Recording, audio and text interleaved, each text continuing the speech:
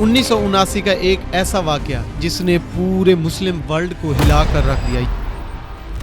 एक तरफ पाकिस्तान में ज़िया-उल हक का दौर चल रहा था तो दूसरी तरफ खाना काबा पर 500 बागियों ने मिलकर कब्जा कर लिया, जो कि सऊदी हुकूमत को बहुत बड़ा नुकसान हुआ। सऊदी आर्मी ने बहुत कोशिश की कि ये कब्जा हम छुड़वा सकें, लेकिन वो ना छुड़वा सके। ये वो दौर था जब ज़िया-उल हक ने खाना काबा का कब्जा छुड़वाया और साथ ही मुस्लिम दुनिया का हीरो कहलाने लगा। आइए जानते हैं आज इस वीडियो में।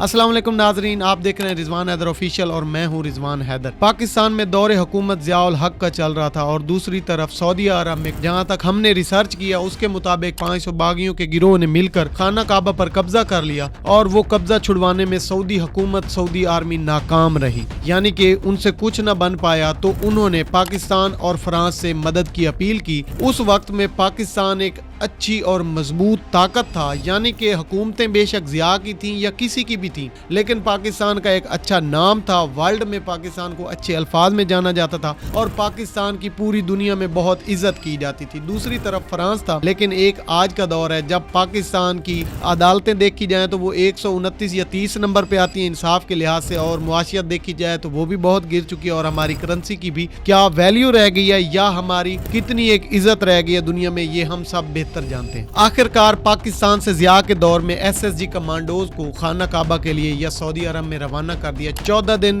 फुली SSG कमांडोज का ऑपरेशन चलने के बाद उन बागियों के सरबरा और कुछ साथियों को जिंदा गिरफ्तार कर लिया गया और खाना काबा का कब्जा जो है वो छुड़वा लिया गया इन बागियों से, और खाना काबा फिर से सऊदी हुकूमत के हवाले कर दिया गया। ये वो वक्त था जब ज़िया को पीक मिली, या ज़िया हुकूमत का ये वो वक्त था जब ज़िया को पूरी दुनिया में अच्छे अल्फाज से जाने लगा, या मुस्लिम वर्ल्ड में ज़िया को एक हीरो के तौर पर देखे जाने लगा। तो दूसरी तरफ सियाचिन पर इंडिया ने कब्जा कर लिया। जब इंडिया ने सियाचिन पर कब्जा किया तो ज़िया के कुछ अल्फाज यूं थे कि वहां पर तो घास भी नहीं उगता, वहां पर तो कोई फूल नहीं होता, उस हिस्से का हमने वैसे ही करना ही क्या था, अच्छा हुआ कि कब्जा हो गया। एक तरफ ये बात की, दूसरी तरफ पाकिस्तान इंडिया के मैच चल रहे थे तो ज़िया-उल हक ने इंडिया के सदर से मुलाकात की, एक खुफिया विजिट किया इंडिया का, जिसमें सिर्फ वो मैच देखने के बहाने से गए और वहां बातों बातों में इंडिया के सदर को उन्होंने धमकी दे डाली कि अगर तुम लोग हमला करोगे तो हम एटमी हमला करेंगे। इस वजह से पाकिस्तान से एटमी हमले का जो एक डर था वो तो खत्म हो गया, लेकिन सियाचिन जो था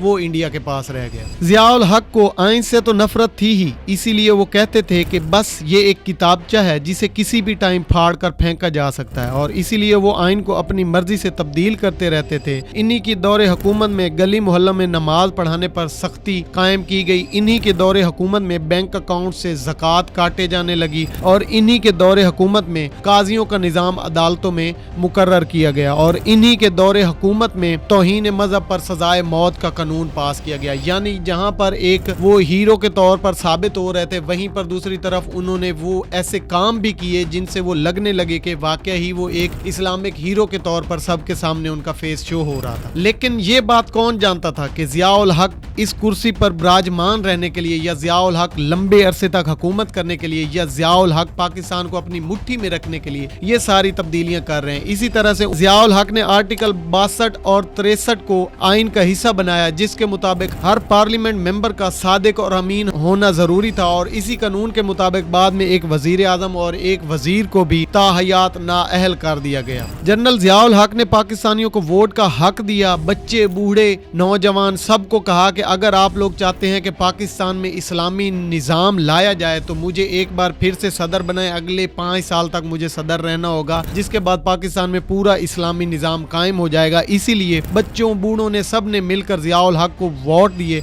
और ज़िया-उल हक भारी अक्सरियत से फिर से पाकिस्तान के सदर बन गए। ज़िया के दौरे हुकूमत में पाकिस्तानियों को बहुत इज्जत मिली। पाकिस्तान बाहर रोजगार के लिए जाने लगे, अमेरिका से इमदाद भी जारी थी। तो दूसरी तरफ यूरोप पाकिस्तान के बहुत करीब था, और यूरोप में पाकिस्तान के बहुत से लोग ट्रांसफर होने लगे, कारोबार की मद में या नौकरी के लिए जाने लगे, और यूरोप में पाकिस्तानियों की बहुत इज्जत कदर वैल्यू थी, बल्कि पूरी दुनिया में उस वक्त ज़िया ने पाकिस्तानियों की बहुत इज्जत करवाई। पाकिस्तान पर कोई मुआशी पाबंदियां नहीं थी। तो दूसरी तरफ सियासत में खिचड़ी पक रही थी। जहां मोहम्मद खान वजीर आजम को हटाया गया, वहीं पर उसके वजीर आला नवाज शरीफ साहब को निगरान हुकूमत दे दी गई और पंजाब का निगरान वजीर आला कायम कर दिया गया। हत्ता कि होता البتہ یہ ہے کہ اگر وزیر اعظم سے اس کی کرسی چھین لی گئی ہے تو وزیر اعلیٰ کو بھی ہٹایا جاتا ہے، لیکن یہاں پر نواز شریف صاحب ضیاء کی گود میں بیٹھ کر وزیر اعظم کی کرسی تک آ رہے تھے، اس لیے ان کو عارضی وزیر اعلیٰ یا نگران وزیر اعلیٰ پنجاب کا مقرر کر دیا گیا۔ سب کچھ چلتا رہا، پھر ایسا کیا ہوا کہ جنرل ضیاء کو افغان جنگ میں کودنا پڑا اور امریکہ کو بھی افغان جنگ میں کودنا پڑا اور سعودی عرب کو بھی پوری مالی معاونت ادا کرنا پڑی اور اس کو بھی افغان جنگ میں کودنا پڑا۔ یہ سب جانیں گے ہم نیکسٹ ایپیسوڈ میں، تب تک دیکھتے رہیے رضوان حیدر آفیشیل اور اپنا بہت زیادہ خیال رکھیے گا۔ ملتے ہیں نیکسٹ ایپیسوڈ میں، تب تک کے لیے اللہ نگہبان۔